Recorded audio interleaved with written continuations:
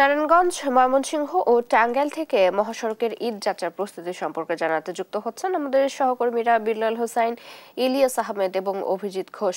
প্রথমে যাচ্ছে নারায়ণগঞ্জে। বিল্লাল, কি কি প্রস্তুতি নিয়েছে হাইওয়ে কর্তৃপক্ষ? এবার ঈদে যাত্রীদের চাপ কেমন থাকতে পারে জানাবেন।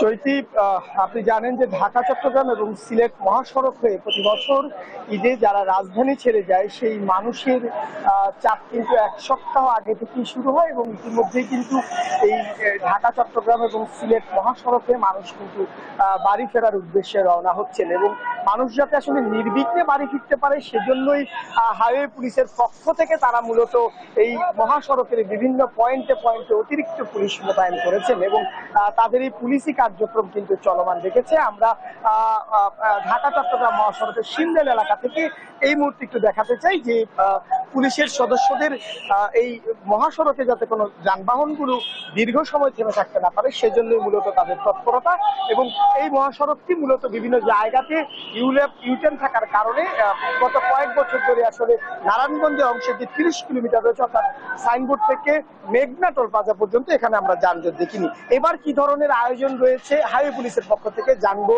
আর সিমডাল পুলিশ ফাঁড়ি পরিদর্শকের কাছ থেকে আপনারা কি কি ধরনের ব্যবস্থা করেছেন। আমরা ঢাকা, চট্টগ্রাম এবং ঢাকা সিলেট মহাসড়কে যে সমস্ত স্থানসমূহে আপনার যানজটের আশঙ্কা রয়েছে সেখানে ইতিমধ্যে আমরা ফোর্স ডিপ্লয় করেছি। পাশাপাশি সড়কের বিভিন্ন অবৈধ স্থাপনা অপসারণ করতে সক্ষম হয়েছি।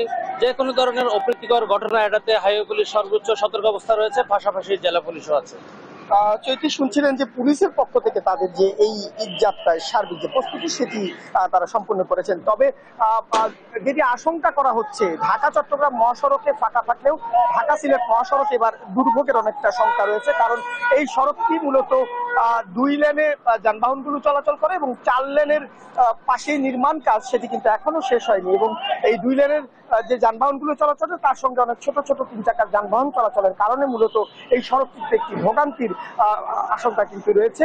এছাড়া বিগত বছরগুলোতে আমরা দেখেছি যে সড়ক জনপদ বিভাগের পক্ষ থেকে সড়ক সংস্কারের উদ্যোগ নেওয়া হলে এবার কিন্তু সেই তৎপরতাটা নেই, ফলে যানবাহনগুলো বাড়তি যানবাহন মহাসড়কে চলাচলের সময় এখানে বিভিন্ন জায়গাতে খানাখন্দ থাকার কারণে কিন্তু কিছুটা ধীরগতি সৃষ্টি হতে পারে। তবে এখন পর্যন্ত ঢাকা, চট্টগ্রাম, ঢাকা সিলেট মহাসড়কের নারায়ণগঞ্জের অংশে কোথাও কোনো ধরনের যানজট নেই এবং পুলিশের পক্ষ থেকে তাদের যে সার্বিক আয়োজন সেটি সম্পূর্ণ করেছেন। এই হচ্ছে আমার কাছে 2 মহাসড়ক নিয়ে সবশেষ। আমরা যাব ময়মনসিংহে, সেখানে আছেন আমাদের সহকর্মী ইলিয়াস আহমেদ। ইলিয়াস, জানাবেন ময়মনসিংহের মহাসড়কের সার্বিক।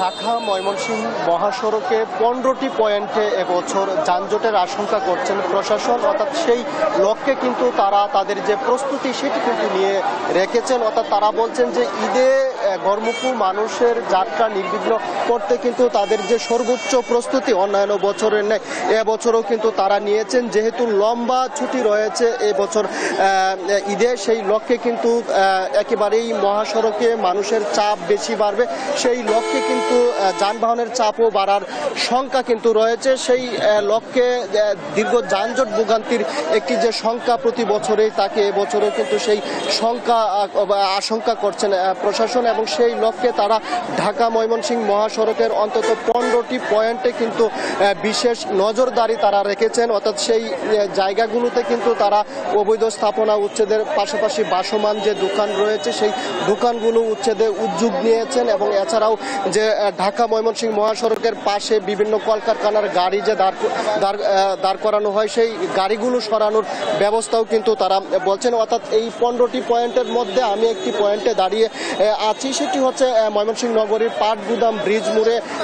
এই পাটগুদাম ব্রিজ মোড়ে কিন্তু আমরা দেখি প্রতি বছর ঈদের আগে কিন্তু 3 থেকে 4 কিলোমিটার জুড়ে কিন্তু যানজট ভোগান্তি সৃষ্টি হয় এবং এই মূর্তিতে কিন্তু কিছুদিন আগেও পুলিশের একটি ভ্রাম্যমাণ টিম তারা অভিযান পরিচালনা করেছেন এবং এখানে কিন্তু ভাসমান দোকানি রয়েছে এবং তারাও বলছেন যে যানজট নিয়ন্ত্রণে পুলিশ কাজ করছে এবং পুলিশের নির্দেশনা পেলে তারাও কিন্তু এখান থেকে সরে যাবেন।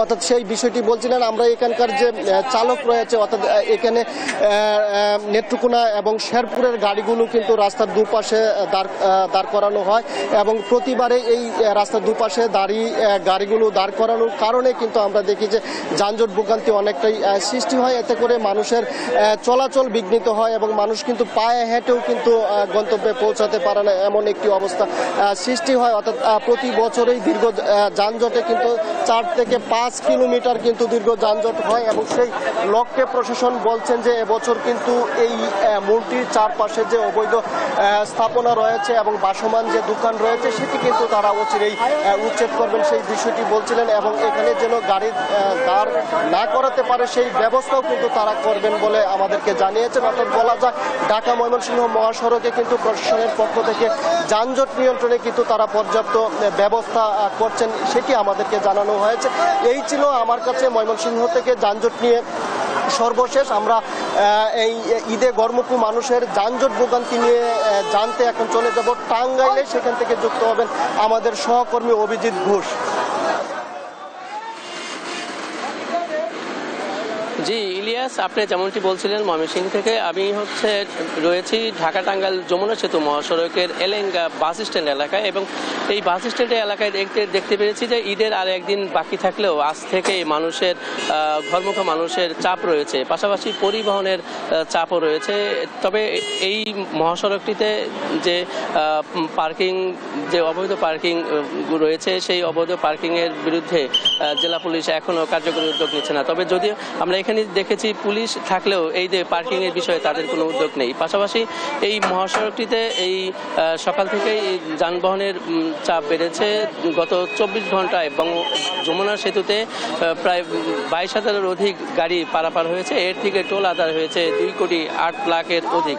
তবে সব মিলিয়ে যেহেতু আগামীকাল থেকে ঈদ যাত্রা শুরু হবে এবং এই মহাসড়কে পরিবহনের সংখ্যাও বাড়তে থাকবে এবং এই বাড়ার পাশাপাশি এই মহাসড়কটিতে ব্যস্ততা বেড়ে যাবে। বিশেষ করে এলেঙ্গা থেকে এই যমুনা সেতু পূর্ব পর্যন্ত যে সড়কটি রয়েছে কয়েকদিন আগেই একটি সার্ভিস লেন চালু করা হয়েছে, যদিও সেই সার্ভিস লেন নিয়ে চালকদের মধ্যে এক ধরনের দুর্ঘটনা আশঙ্কা কাজ করছে। তারা বলছেন যে সার্ভিস লেন চালু হয়েছে, দুই পাশের যে শোল্ডার রয়েছে যেখানে মাটি ফেলা হয়েছে সেখানে নরম থাকাতে সেখানে গাড়ি ওভারটেক করতে গিয়ে গাড়ির চাকা সেই সার্ভিস লেন থেকে পাশে পড়লে সেটি উল্টে যাচ্ছে। এই কারণে অনেক দুর্ঘটনাই ঘটছে এই এলেঙ্গা থেকে সেতু পর্যন্ত। তবে চালকরা বলছেন যে এই ঈদের যেহেতু আরও বাড়তি গাড়ি এই মহাসড়কটিতে যুক্ত হবে, সেক্ষেত্রে অনেক অপরিচিত গাড়ি কিন্তু এই সব মহাসড়কেতে আসবে এবং এর কারণে কিন্তু দুর্ঘটনার সংখ্যা বাড়তে পারে। তবে প্রশাসন যেটি বলছে যে যেহেতু মহাসড়কটিতে